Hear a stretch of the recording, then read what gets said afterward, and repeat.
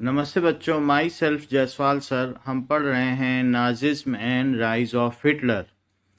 After first world war there was the defeat of imperial Germany. उस समय जो Germany के राजा थे उनकी फर्स्ट वर्ल्ड वार के बाद डिफीट हो गई थी। Now we will see what had happened in first world war. First world war was due to militarism, that is the alliance between different countries. The nationalism pride was getting developed between the citizens and imperialism, लोग शाही लोग अत्याचार करते थे, and assassination one was the reason that the Austrian Hungary king was assassinated in Serbia. तो ये राजा का हत्या Serbia में जब वो घूमने गया था तो हो गई थी। तो बहुत सारे कंट्री एक तरफ हो गए और बहुत सारे दूसरी तरफ हो गए, जिनमें से इटली, जर्मनी, ऑस्ट्रिया, हंगरी, ये सारे एक्सिस पावर या सेंट्रल पावर कहलाए। और जबकि कुछ सहयोगी देश थे जैसे फ्रांस है, United state, Russia, Belgium, British, Serbia, ये अलाइड पावर्स कहलाए। ये लोग सेंट्रल पावर्स को रोकने के लिए पूरा विश्व एक साथ आया। So we see that Germany declares war on Russia. First world war में क्या हुआ कि जर्मनी ने रशिया पे युद्ध छेड़ दिया, फ्रांस ने रशिया से सपोर्ट मांगा। जर्मनी ने पहले युद्ध छेड़ा, जर्मनी ने शुरुआत की। Germany declares war on France, Germany ने फ्रांस पे भी आक्रमण कर दिया। जर्मनी ने बेल्जियम पर भी आक्रमण कर दिया। तो जर्मनी को इस युद्ध के लिए जिम्मेदार ठहराया गया। और जब फर्स्ट वर्ल्ड वार समाप्त हुआ तो जर्मनी को वार रिपेरेशन पे करने पड़े, जो कि उसको अगले 90 ईयर्स तक पे करने थे। तो इस बात को जर्मनी वाले लोगों ने अपना अपमान समझा। वहाँ पर अब वीमर रिपब्लिक का उदय हो चुका था। That is a kind of Republic, जो कि इलेक्शन से जो लोग आए थे तो उस कॉन्स्टिट्यूशनल बॉडी ने वीमर रिपब्लिक बनाया। लेकिन वीमर रिपब्लिक को बहुत ज़्यादा ख्याति नहीं मिली, क्योंकि वार रिपेरेशन इतने ह्यूज थे कि वो पैसा देते देते ही उसका सारा बजट समाप्त हो जाता था। और फिर वीमर रिपब्लिक लोगों में उसका नाम कम होने लगा, ख्याति कम होने लगी, लोग नापसंद करने लगे। ऐसे में वहाँ एक हिटलर था जो कि मिलिट्री पर्सन था और मिलिट्री का हेड था। उसने पावर्स को अपने हाथ में लेने का निर्णय ले लिया। He has taken the benefit of this crisis in Germany. लोग असंतुष्ट थे क्योंकि वार रिपेरेशन ज़्यादा थे और बहुत सारे नए सैंक्शंस भी एलाइड पावर्स ने जर्मनी पर रख दिए थे कि आप अपनी सेना इतने से ज़्यादा नहीं रख सकते हैं। और इसके अलावा भी उसकी टेरिटरी पे बहुत सारे कंट्री बना दिए गए थे, बहुत सारा जर्मनी का एरिया छीन लिया गया था। तो लोग इस चीज़ से नाखुश थे और वीमर रिपब्लिक ने उन सभी चीज़ों को, जो वर्सिलीज की संधि थी, ट्रीटी ऑफ वर्सिलीज थी, उसमें उसने मान लिया था। ये जो एक तरीके का अपमानजनक संधि मानी गई जर्मनी के लिए। तो वीमर रिपब्लिक को लोगों ने जिम्मेदार ठहराया कि उसने इस संधि को क्यों माना। Why this treaty at Versailles was accepted. Now Versailles in France, तो फ्रांस में संधि हुई थी। फिर वीमर रिपब्लिक धीरे धीरे कमजोर पड़ने लगी और हिटलर पावर में आ गया। तो ये मिलिट्री का लीडर था, फिर लेकिन अपने आप को इसने, तो ये जर्मन वर्कर्स पार्टी का लीडर था। बाद में उसने पार्टी को national socialist German workers party का नाम दे दिया और बाद में ये नाजी पार्टी कहलाई। और जो इसका कॉन्सेप्ट था वो नाजिज्म कहलाया।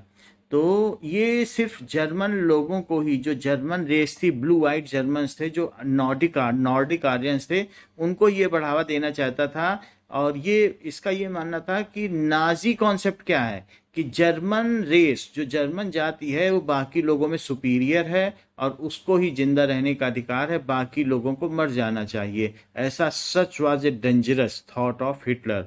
और he has promised the German people of Germany that he will again make the reputation rebuilt। तो इसने लोगों में इस तरीके से बात फैलाई कि प्रोपेगेंडा फैलाए कि हम आपको फिर से वो खोई हुई जर्मनी की ख्याति वापस ला देंगे, whatever the insult in 1918 end of first world war was happened to Germany. तो लोगों ने इसे पसंद किया और अल्टीमेटली इसने वीमर रिपब्लिक पार्टी को हटाकर खुद गद्दी पा ली। सो ऑन 30 जनवरी 1933, करीब 13 साल तक तो वीमर रिपब्लिक ने जैसे तैसे राज किया। फिर उसके बाद 30 जनवरी 1933 में इसने वाइस चांसलर की उपाधि ले ली। So he became the chancellorship of Germany which was the top most post in the Germany, and he has dismantled the democratic rule. Now it was a monarchical rule. So फिर से एक तरीके से एक आदमी का शासन हो गया। You can say it is a not he was a monarch, it is a kind of autocratic rule. जो ये चाहता था वही करना चाहता था, और इसके लिए उसने 30 जनवरी में ये चांसलर बना, और 3 मार्च को इसने एक इनेबलिंग एक्ट पास कर दिया जिसमें कि सारी पावर्स एंड सारे डिसीजंस लेने का अधिकार हिटलर को हो गया था। So after becoming the chancellor of Germany he has passed famous enabling act and became dictator of Germany. All other political parties were band other than Nazi and the affiliated party. वही party ही रह गई जो Nazi party थी और जो उसका support करती थी। Only those party remained. He has taken complete control over economy, media, army and judiciary. सब कुछ उसके कंट्रोल में आ गया, यहाँ तक कि न्याय व्यवस्था भी उसके कंट्रोल में आ गई। नाजी पार्टी ने मिलिटराइजेशन शुरू किया, बहुत बड़ी नाजी आर्मी बनाई जिसका कि स्वास्तिक का चिन्ह होता था, that is some cross like, जैसे हिंदू रिलीजन में होता है वैसा ही उसके फ्लैग का साइन था, like it is swastika, it has been clearly shown. And Hitler was good orator, वो बहुत अच्छा प्रवक्ता था। So by effective orating skills, बहुत अच्छी स्पीच से वो लोगों को मेस्मराइज कर देता था, मंत्रमुग्ध कर देता था। So in this way he has easily spread his propaganda.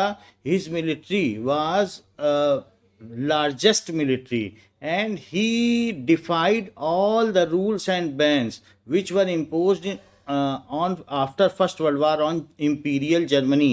Shahi Germany पर जितने भी प्रतिबंध लगाए गए थे उसने सबको मानने से इनकार कर दिया और कोई देश कुछ नहीं कर पाया। इन दिस वे उसने जर्मनी की पावर को धीरे धीरे बढ़ाना शुरू कर दिया, यहाँ तक कि जर्मनी को कहा गया था कि अपनी सेना को वो 1 लाख से ऊपर इंक्रीज ना करे, लेकिन उसने वो भी नहीं माना, मिलिटराइजेशन को इंक्रीज करना भी शुरू कर दिया। You can see how large is the military of Germany, and with pomp and show, पूरी शान और शौकत के साथ वो अपनी जर्मनी का मिलिट्री का परेड निकलवाता था, लोगों में दिखाता था कि कितना पावरफुल है। उसने अपने जितने भी अपोजिशन लीडर्स थे या दूसरे लोग थे जो उसको अपोज करते थे, सबको एग्जीक्यूट करा दिया, डिक्टेटर बन चुका था।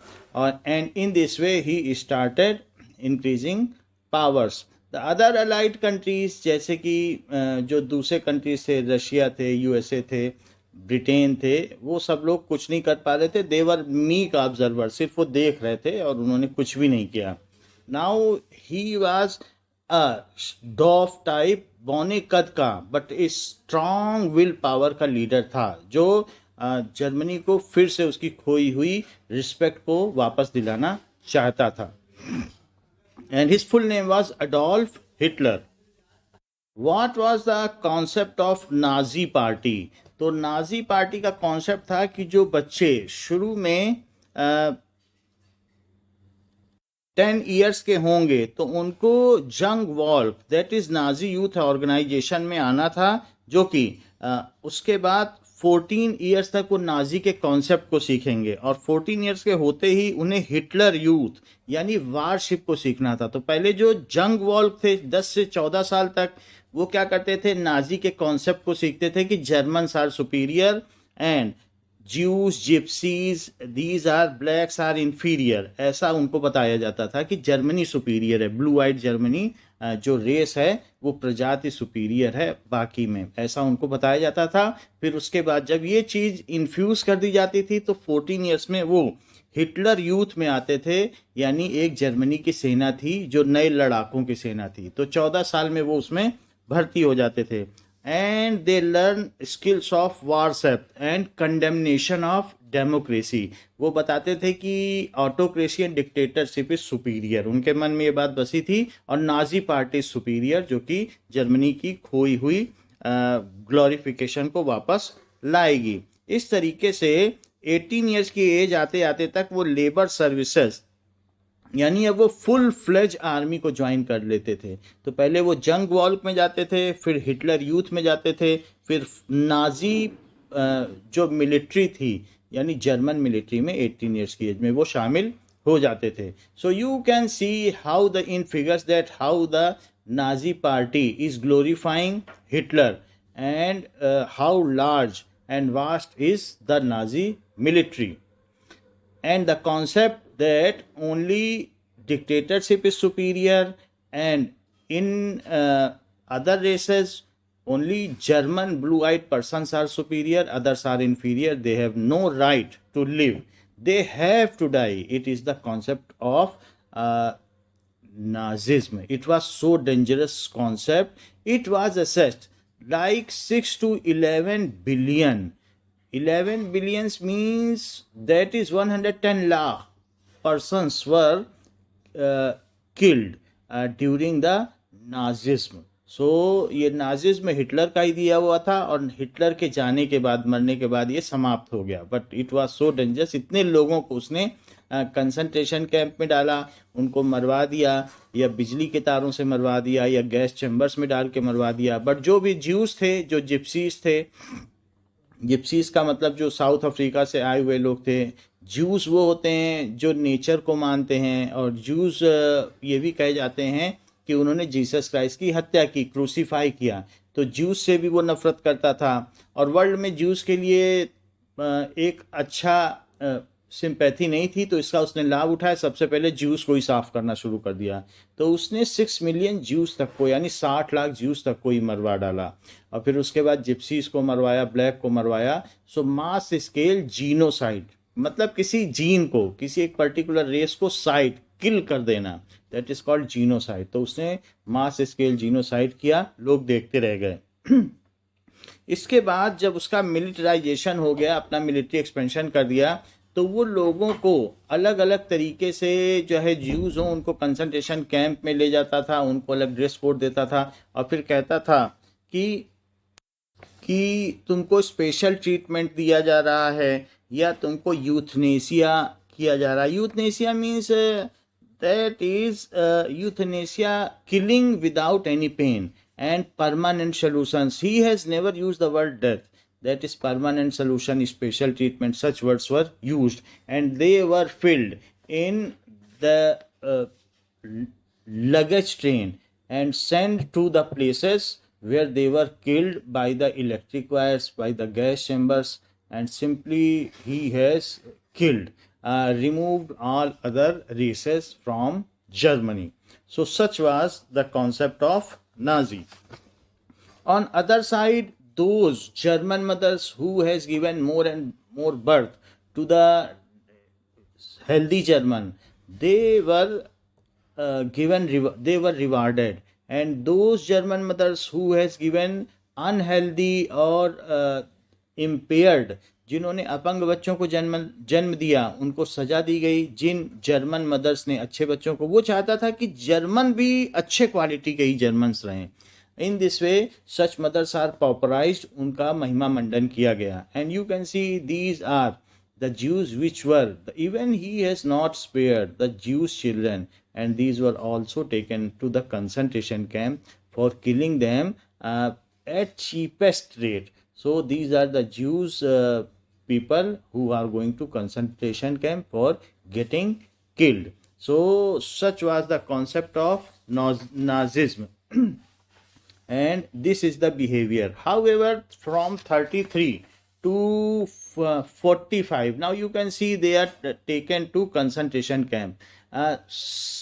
Such kind of killing act was continued, but in 45 Second World War, Germany, Italy, and Japan, they again fought Second World War, all because he has occupied Germany, even Hitler has occupied 19 territories, most of the France, most of the European countries, some part of Russia and Czechoslovakia, other countries.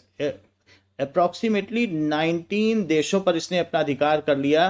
तो जब ऐसा होने लगा तो America की, Russia की, Britain की सेना ने मिलकर फिर से जो पहले एलाइड पावर्स थे फिर से हमला किया, और फिर से हमला करने पर जापान पर 2 बम गिराए।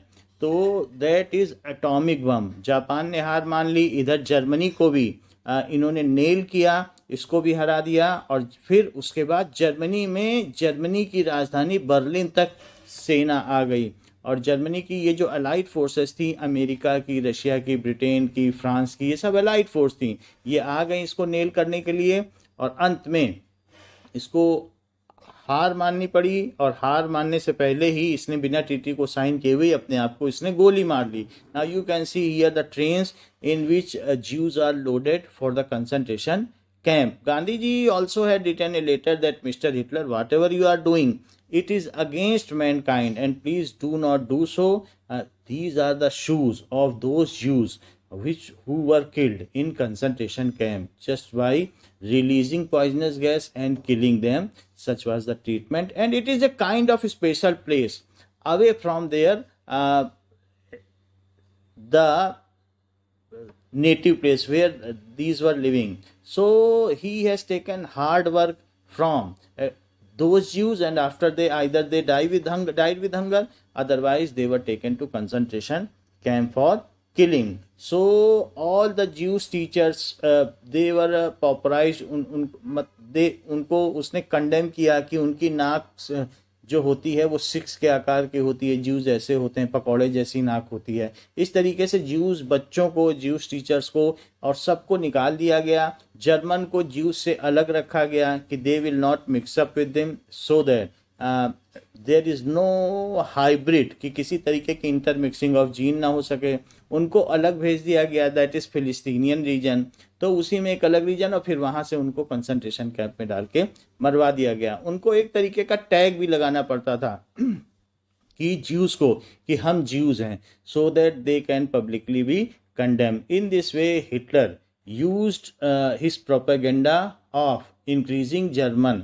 He also felt that German people need more territory to live comfortably. Hence, he continued to occupy the different regions nearby Germany, and successful in occupying